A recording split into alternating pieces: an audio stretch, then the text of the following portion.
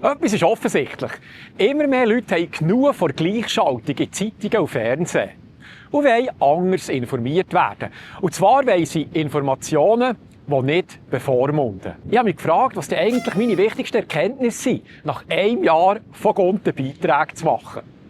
In diesem Video schaue ich zurück und habe die erfolgreichsten Videos herausgesiebelt. Dann habe ich 3 Videos herausgesucht, die für die Kursrichtung auf diesem Kanal ausschlaggebend waren. Dann auch noch, was ich alles von den Zuschauerreaktionen gelernt habe und zum Schluss, was ich geplant habe für das nächste Jahr. Ciao zusammen, von Gunten hier. Herzlich willkommen zum heutigen Beitrag. Schön, seid ihr da. Ich habe für mich persönlich versucht, ein Fazit zu ziehen, nach einem Jahr von Gunten Beiträge zu machen. Und dann habe ich gedacht, anstatt dass ich das in einem stillen Kämmerchen mache, ich könnte doch das auch gerade zusammen mit euch aufdröseln. Quasi als Weihnachtsspecial, sozusagen. Im vergangenen Jahr habe ich 46 Videos gemacht. Fast alle Wochen eins. Am Anfang hat es ein paar Mal nicht ganz gelangt. Aber als ich mal ins Rollen kam, konnte ich den Wochenrhythmus einhalten. All diese Videos haben zusammen ungefähr 706'000 Ansichten ergeben. Ich weiss nicht, wie ihr das seht, aber für mich ist das eine schambar-hohe Zahl. Weil letztes Jahr um genau die gleiche Zeit hatte ich 341 Abonnenten gehabt, mit nur ein paar hundert Views. Und vor ein paar Tagen waren es jetzt eben 11'600 Abonnenten gewesen. Unglaublich! Der grösste Teil der Zuschauer kommt aus der Schweiz. Das ist jetzt nicht überraschend, das ist schon klar.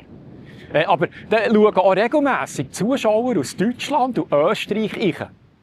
Und das ist zum Teil nachvollziehbar, obschon das Schweizerdeutsch sicher für viele von denen mühsam ist zum Zuhören. Wieso, dass ich die Sendungen nicht auf Hochdeutsch mache, habe ich übrigens auf meiner Webseite erklärt. Und zwar unter der Rubrik «Häufig gestellte Fragen». Was mich aber überrascht hat, ist, dass im Laufe des Jahres mittlerweile Menschen aus insgesamt 49 Ländern regelmässig reinschauen.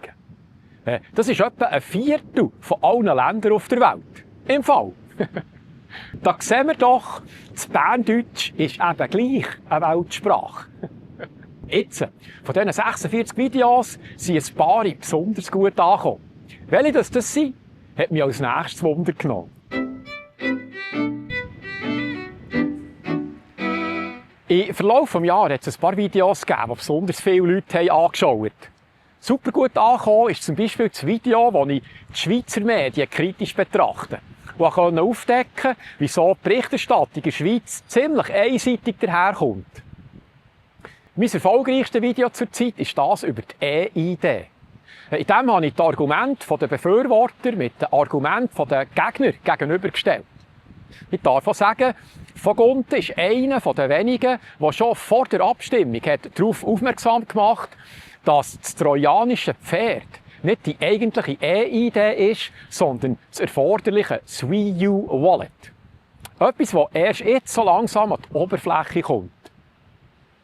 Ein zweites Themengebiet, das überdurchschnittlich viele interessiert, sind Videos über Systemfragen. Damit meine ich den Versuch, zu erklären und zu verstehen, wie politische, wirtschaftliche und mediale Strukturen zusammen verhängt sind. Als Beispiel kann ich das Video erwähnen, wo ich versuche, die scheinbar weltweite Gleichschaltung zu begründen. Das kommt sehr gut an und wird immer noch viel angeschaut. Je nachdem, wie hart die Medien in der Schweiz, gerade wieder der Trump und die USA ins Visier nehmen, dann stossen auch Videos mit Blick über die Schweizer Landesgrenzen raus auf ein grösseres Interesse. Zum Beispiel bei Zoll, Einreisebestimmungen, so Zeug. Jetzt, etwas ist bei all diesen Videos genau gleich. Mein oberstes Ziel ist es, Beiträge zu machen, die die Argumente der verschiedenen Seiten zeigen. Und noch wichtiger ist mir, dass diese Videos niemand bevormunden sollen. Weil ich gehe davon aus, dass jeder und jede selber in der Lage ist, sein eigenes Urteil zu bilden. Ich stelle auch gar nicht den Anspruch, jedes Thema vollständig neutral darzustellen. Aber ich probiere konsequent eine Sprache zu brauchen, die beschreibt und möglichst nicht bewertet. Bei den meisten Themen habe ich ja selber, bevor ich meine Recherchen starte, selten je ein grosses Fachwissen. Also mache ich mich selber schlau und präsentiere dann in meinen Videos, was ich selber herausgefunden habe und wie ich es verstanden habe. Jetzt ist es so. Dabei interessieren mich besonders die Perspektiven, die nicht sowieso schon in den Zeitungen und im Fernsehen dominieren. Die bekannten Argumente sind meistens präsent genug. Darum gebe ich den Gegenpositionen häufig bewusst ein bisschen mehr Raum. Das ist aber nicht nur aus Prinzip, sondern weil mich das einfach mehr interessiert. Zusammengefasst, der Erfolg von Vogonten ist, weil es nicht darum geht, jemanden zu überzeugen, sondern Zusammenhänge verständlich zu präsentieren. Ein paar Videos sind aber nicht nur wegen der Zuschauerzahlen wichtig, sondern weil sie den Kanal insgesamt geprägt haben.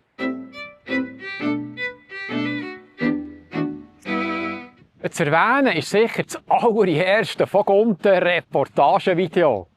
Es ist um Trumps Wahlsieg gegangen, kurz nach seiner Wiederwahl. Am Telefon habe ich der Mama Vogonten erklärt, wie unterschiedlich die Berichterstattung im Vorfeld war. Mir ist aufgefallen, dass die Schweizer Medien einen klaren Vorsprung vor Kamala Harris haben suggeriert. Im Unterschied zu den USA. Ja, dann habe ich im Anschluss an das Telefonat gedacht, ja gut, dann mache ich doch am gescheitsten ein Video darüber für die Mama Vogonten. Gedacht, getan. Die Reaktion hätte ich so nie erwartet. Wenn meine Tagebuchvideos vorher etwa so 74 Views generiert haben im Schnitt, hat das Trump-Erklärvideo auf Anhieb ein paar tausend Views geschafft. Und dann ist auch mir klar geworden, ich müsste auch den Fokus verschieben von Surfen auf Politik. Ein weiterer Meilenstein für mich ist 2 Monate später gekommen. Nämlich das erste umfangreichere Video zur Ukraine-Thematik. Das erste Mal habe ich mich an ein grosses geopolitisches Thema hergewagt. Nicht mit dem Anspruch, das abschliessend zu erklären, sondern um diesen Konflikt für mich selber besser zu verstehen. Das Feedback war überwältigend und hat mir gezeigt, dass es offenbar auch für viele andere hilfreich ist, ein kompliziertes Thema mal auf eine verständliche Art aufzubröseln. Und dann gibt es noch ein drittes Video, das prägend war für mich. Nämlich das Video über die Klimadebatte. Ich habe im Voraus gewusst, dass das ein kontroverses und emotionales Thema ist. Darum habe ich zuerst schon gezögert, wegen der Reaktionen, die das wird auslösen. Das Thema hat mich aber halt selber schon interessiert. Gerade weil das gängige Narrativ so aufdringlich ist. Ich habe für mich gedacht, da muss es doch noch eine andere Sichtweise geben. Und weil ich im Video die Gegenseite ausführlich zu Wort kam, ist der Backlash, wie man so schön sagt, auch nicht ausgeblieben. Im Nachhinein war das aber ein sehr guter Lehrplatz. Weil ich habe gemerkt, ich kann mit Kritik eigentlich sehr gut umgehen. Entweder ist es berechtigte Kritik am Inhalt, und das nehme ich gerne entgegen und lehre daraus. Oder das sind billige Schlemperlinge, die auf die Person zielen. Und die lassen mich aber eigentlich kalt. Zusammengefasst gesagt, ich habe gemerkt, dass der typische Dokumentarfilmansatz für mich sehr gut funktioniert. Ich beobachte, ich hinterfrage und höre mir unterschiedliche Perspektiven an. Das heisst, ich gehe ohne fertige Meinung an ein Thema her, lehre dann selber dazu und das teile ich mit euch. Mein Wunder bleibt also auch im 2026 zentral. Aber was habe ich genau schon jetzt auf dem Radar für das neue Jahr? Inhaltlich, das kann ich sagen, gibt es im 2026 schon ein paar spannende Themen, die mich interessieren. Zum Beispiel die Bargeldinitiative, wo wir dann abstimmen im Frühling, ob das Bargeld auch in Zukunft eine Rolle spielen soll. Und dann natürlich die Annäherungsverträge mit der EU. Dazu habe ich schon einen ganz besonderen Beitrag geplant. Typisch Vogonten. Etwas, das ihr so garantiert noch nie anders gehört habt. Mehr wollte ich jetzt noch nicht verraten. Daneben habe ich aber noch einen ganz anderen Gedanken. Ich möchte eigentlich gerne nicht nur digital in Form von Videos etwas machen, sondern ich könnte mir vorstellen, auch etwas vor einem Live-Publikum zu machen.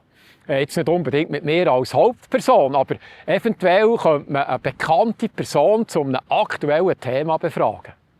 Es geht mir auch darum, dass man einander auch die Hand schütteln kann und ein persönlicher Austausch möglich ist.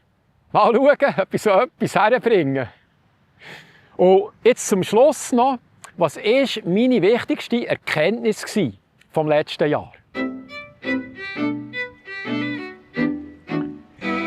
Wenn ich über das Jahr nachher geht es für mich aber nicht nur um die Zahlen, sondern um die Wirkung, die ich so nicht erwartet hätte. Meine wichtigste Erkenntnis ist die: Wir sind nicht allein, die die gängigen Narrative hinterfragen. Es gibt gäng mehr, die genauer hinschauen wollen. Wir sind noch nicht besonders gut organisiert, denke ich. Darum hat man dann manchmal das Gefühl, als hätten wir kaum Einfluss. Vielleicht fehlt auch nur ein Symbol, dass wir uns erkennen beim Kümmerlen oder beim Spazieren oder beim Sporteln.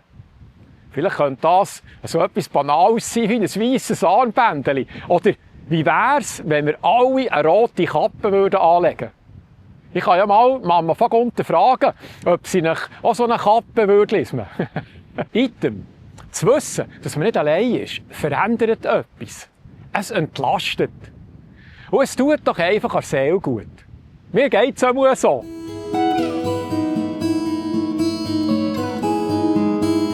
Et voilà, dann würde ich sagen, das war es wieder mal vom ehemaligen Badmeister. Danke vielmals an alle, die mich mit einer Spende unterstützen. Das freut mich halt schon wie ein Kalb, weil es ermöglicht mir, dass ich machen kann, was ich am liebsten mache. Darum nochmal einen herzlichen Dank an alle Unterstützer. Ihr findet die Spendeninfos unter www.vogunten.ch oder im Beschreibungstext von jedem Video. Also, merci fürs Einschauen. Nächste Woche, also in der Altjahrswoche, setze ich dann mal einen aus. Ich muss Vertretungen machen für viele, die heimgehen über die Weihnachten. Da habe ich einfach viel zu tun. Aber ich verspreche euch, ab Neujahr bin ich wieder da mit einem neuen Beitrag. Wir sehen uns dann wieder. Ich freue mich. Tut nicht zu wüst. Tschüss.